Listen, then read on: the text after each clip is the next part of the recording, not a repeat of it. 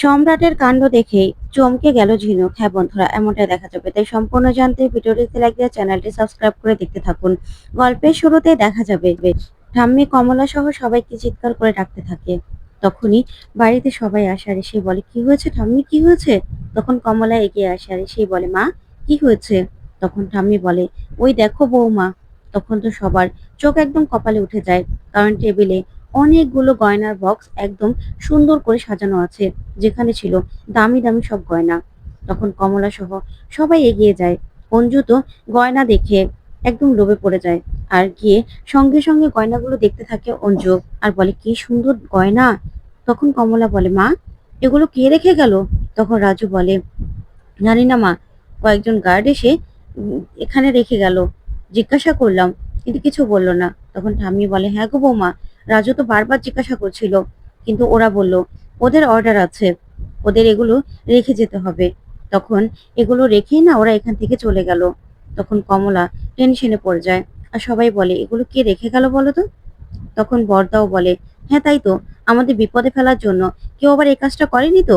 কিরে পল্লবী, ওই মিঠির পিসিমণি আর ওই পিসে মশাই, ওরা আবার এগুলো করেনি তো? তখন তো পল্লবী কিছুই বলে না। তখন কমলা বলে, এখানে তো লাখ লাখ টাকার গয়না, বুঝতে পারছি না কি করে আসলো এখানে। ঠিক তখনই অঞ্জু বলে ওঠে, আচ্ছা ঝিনুক, দেখ তো, এই গয়নাগুলো তো সেই গয়না যেগুলো তুই পরে পরে দেখছিলি ওই জুয়েলারি শপে, দেখ। তখনই ঝিনুকের মনে পড়ে যায় যে এই গয়নাগুলোই ও একটা একটা করে পরে পরে দেখছিল। তখন সম্রাটও সবটা দেখছিল। তখনই অঞ্জু বলে, হ্যাঁ দেখ না, যতগুলো তুই পরেছিলি এখানে সবগুলো গয়না রয়েছে। তখন পল্লবী বলে, তার মানে ঝিনুক এগুলো সম্রাট পাঠিয়েছে? তখন ঝিনুক কি বলবে কিছুই বুঝতে পারে না। ঠিক তখনই সম্রাটের একটা মেসেজ আসে যে ও যেগুলো যেগুলো পরেছিল সব গয়না এখানে পাঠিয়ে দিয়েছে, প্রাইজের জন্য ঝিনুক কিনে নি, সেটা সম্রাট দেখেছিল। তখন ঝিনুক বলে, তুই ঠিকই ভেবেছিস দিদি ভাই, এগুলো সব সম্রাট পাঠিয়েছে। এই গয়নাগুলো আমার খুব পছন্দ হয়েছিল। আর সম্রাট না তখন আয়নায় দেখছিলাম, যখন পরে পরে দেখছিলাম, আর প্রাইজের জন্য যে আমি এই গয়নাগুলো কি নেই সেটাও নোটিস করেছে, তার জন্যই এই গয়নাগুলো সব পাঠিয়ে দিয়েছে। তখন অঞ্জু খুশি হওয়ার বলে, তাহলে তো ঝিনুক, তুই আরো কয়টা গয়না পরে দেখতে পারতিস বল, তাহলে আরো কয়টা গয়না পেয়ে যেতিস। তখন বিনা বলে, দিদি ভাই, গয়নাগুলো কিন্তু তোমার নয়, গয়নাগুলো ঝিনুকের, তাই এগুলো নিয়ে লোভ করার দরকার নেই। এগুলো তো হচ্ছে না, এত গয়না। তখন অঞ্জু বলে, আমি কি আমার জন্য বলছি নাকি, ঝিনুকের জন্যই তো বলছিলাম। তখন তো ঝিনুক খুশিতে পুরো আত্মহারা হয়ে যায়। তারপরে নিজের ঘরে গিয়ে সেই শাড়ি, তারপর সবকিছু ভাবতে থাকে আর খুব খুশি হয়ে মনে মনে বলে, রণ, তোর জন্যই আমি আমার মনের মানুষকে খুঁজে পেয়েছি রে। আজকে আমি সত্যি খুব খুশি। আমি না চাইতেও না বলতেও আমার সব মনের কথা সম্রাট কি করে যেন বুঝে ফেলে। ওইদিকে রণ ঝিনুকের ছবি দেখে কাঁদতে থাকে। ঠিক তখনই রণর মেসোমশাই চলে আসে আর এসে বলে, কি ব্যাপার রণ, তোমার চোখে জল কেন? তখন রণ কি বলবে বুঝতে পারে না। তখন মাসিমণি এসেই বলে, আসলে ওর বন্ধুর জন্য। ওর বন্ধু তো একটা মেয়েকে ভালোবাসতো, তার এখন অন্য কারোর সঙ্গে বিয়ে ঠিক হয়ে গেছে, সেজন্য ওর বন্ধুর মন খারাপ বলে রণও তার জন্য মন খারাপ করছে। তখনই রণর মেসোমণি বলে, আমি না এই জন্যই প্রেম ভালোবাসা কিচ্ছু দেখতে পারি না, এতে শুধুমাত্র কষ্ট। এগুলো যারা করে তাদেরকেও আমি একদম সহ্য করতে পারি না। তখন মাসিমণি বলে, আচ্ছা আমাদের রণ তো কিছু করেনি, ওর বন্ধুর জন্য কষ্ট পাচ্ছে, তাহলে তুমি ওকে কেন এই কথাগুলো শোনাচ্ছ? তখন মেসোমণি বলে, রণ তুমি আমাদের সবকিছু, তুমি একটু সাবধানে থেকো, এভাবে মন খারাপ করো না বাবা, আমারও তাহলে মন খারাপ হয়। এ বলে চলে গেলেই মাসিমণি রণকে বলে, রণ দেখছিস তো তোর মেসোমণি কি বলে গেল, বাবা তুই ঝিনুককে ভুলে যা। তখন রণ বলে, কি করে ভুলবো মামনি, বলো না, আমি যে ঝিনুককে কিছুতেই ভুলতে পারছি না, ওকে আমি সারা জীবন ভালোবেসে যাব, সে বড় হয়ে গেলেও আমি ঝিনুককে ভুলতে পারবো না মামনি। তখন তো মামনিকে ধরে কাঁদতে থাকে রণ। অন্যদিকে ঝিনুক খুব খুশি আর সম্রাটের কথাই ভাবতে থাকে। তখন বলে, রণকে একটা কল দিই, কল দিয়ে ওকে বরং জানাই।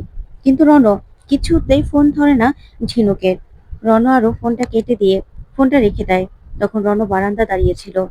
তখন ঝিনুক বলে, যাক, একটা ভয়েস মেসেজ করে দিই তাহলে। তারপরেই ঝিনুক ফোনটা নিয়ে ভয়েস মেসেজ করে আর বলে, কিরে ইডিয়েট, সেদিনের পর থেকে তোর কোনো খবর নেই, তুই কোথায় হারিয়ে গেলি বলতো? সত্যি তোর জন্য আজকে আমি আমার মনের মানুষ খুঁজে পেয়েছি। আমি না চাইতেও না, কিছু না বলতেও সম্রাট সবকিছু বুঝে যায়। ও আমার সব আশা পূরণ করছে। সত্যি আমি না দিন দিন একদম সম্রাটের প্রেমে পাগল হয়ে যাচ্ছি। বিশ্বাস কর, ওকে আমি খুব ভালোবেসে ফেলেছি। তখন এই ভয়েসটা রণকে পাঠিয়ে দেয় ঝিনুক। আর এদিকে ঝিনুক ভীষণ খুশি। এদিকে রণ যখনই ভয়েস মেসেজটা শোনে, তখন তো রণর ভেতরটা পুরো ফেটে যায়। তখন রণ সঙ্গে সঙ্গে ঠিক করে যে ও ছাদ থেকে লাফ দিয়ে শেষ করে দেবে নিজেকে। যখনই ছাদের রেলিং এ উঠে লাফ দেবে, ঠিক তখনই রণর মাসিমণি সেখানে চলে আসে। আর এসেই রণকে আটকে ফেলে আর বলে, রণ, কি করছিস তুই? কি করছিলি এগুলো? তুই একবারও আমার কথা, তোর মেসুমনির কথা, কারো কথা ভাবলি না? কেন করছিলি বাবা? এগুলো কেন করছিলি? তখন রণ বলে, মামনি কি করব, আমি যা সহ্য করতে পারছি না। ঝিনুক বলছে, ঝিনুকের সে অনেক খেয়াল রাখছে, ঝিনুক তাকে ভালোবেসে ফেলেছে। আমি কি করব? আমি যে ঝিনুককে খুব ভালোবাসি, ঝিনুককে ছাড়া তো আমার পক্ষে থাকা সম্ভব নয় মাসিমণি। তখনই মামনি বলে, আমি আমার দিব্যি দিচ্ছি, তোর মেসুমনির দিব্যি দিচ্ছি। তোর জীবনে আমি আছি, তোর মেসুমনি আছে, আমরা সবাই আছি। তাহলে কেন এরকম করছিস? তুই পারবি না আমাদের জন্য ওই মেয়েটাকে ভুলে যেতে? বল না, তোর জন্য আমরা কি না করেছি বলতো? তুই আমাদের সবকিছু, আর তুই আমাদের জন্য পারবি না? বল, তুই আমার মাথায় হাত দিয়ে বল, ওই মেয়েটার কথা আর কোনোদিনও তুই মনে করবি না, বল। তখনই দেখা যাবে রণ ওর মামুনিকে ধরে কান্নায় ভেঙে পড়ে আর বলে, আমি চেষ্টা করবো মামুনি, আমি আর কখনো এরকম কোনো কাজ করব না, কোনো কাজ না। তখন ওর মামুনি খুশি হয়ে যায়। অন্যদিকে ঝিনুক সেই গয়নাগুলো ধরে ধরে দেখছিল। তখন বিনা বলে, আচ্ছা ঝিনুক, তুমি সম্রাটকে থ্যাঙ্কস জানিয়েছো? বলো না। তখন ঝিনুক বলে, না তো। তখন বিনা বলে, দেখেছো মেয়ের কাণ্ড, ফোন করো, না হলে একটা টেক্সটও করবে। তখনই ঝিনুক একটা ভয়েস দেয় আর বলে, তোমাকে আমি কি বলবো বুঝতে পারছি না, তবে অনেক অনেক ধন্যবাদ তোমাকে। তখন এই বলি ভয়েস দিলে সম্রাট আবার পাল্টা ভয়েস দেয় আর বলে, মনে হলো তুমি মন থেকে বলনি, কেউ মনে হয় তোমাকে জোর করে এই কথাগুলো বলতে বলেছে, তাই না?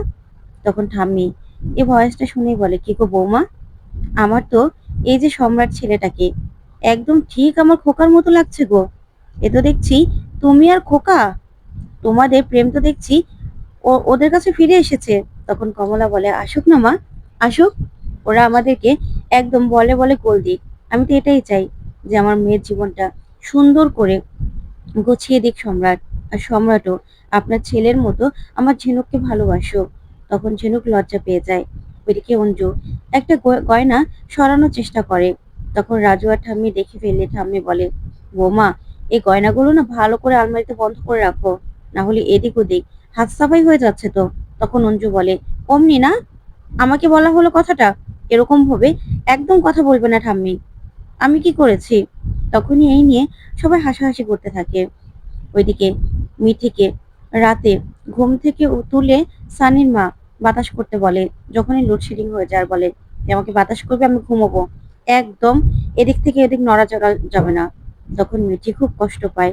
ওইদিকে পল্লবী মিঠির কথা ভেবে কাঁদতে থাকে, খুব কষ্ট পেতে থাকে। তখন রাজু আসে আর এসেই বলে, কি হয়েছে? তখন পল্লবী বলে, না কিছু না।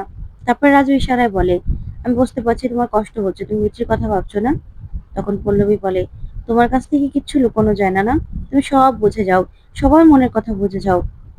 হ্যাঁ, আমার মেয়েটির কথা না খুব মনে পড়ছে। মেয়েটা কি করছে, কি খাচ্ছে, কিছু বুঝতে পারছি না।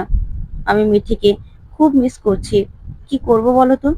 এই যে ঝিনুকের বিয়ে, সবাই কত আনন্দ করবে, অথচ মিঠি ওখানে কষ্ট করবে।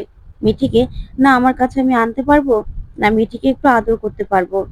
তখন রাজুও পল্লবীর সঙ্গে সঙ্গে খুব কষ্ট পায়। তখন রাজু পল্লবীকে সান্ত্বনা দেওয়ার চেষ্টা করে। তো বন্ধুরা, কেমন লাগলো আজকের আপডেট, কমেন্ট করে জানাতে ভুলবে না। ধন্যবাদ।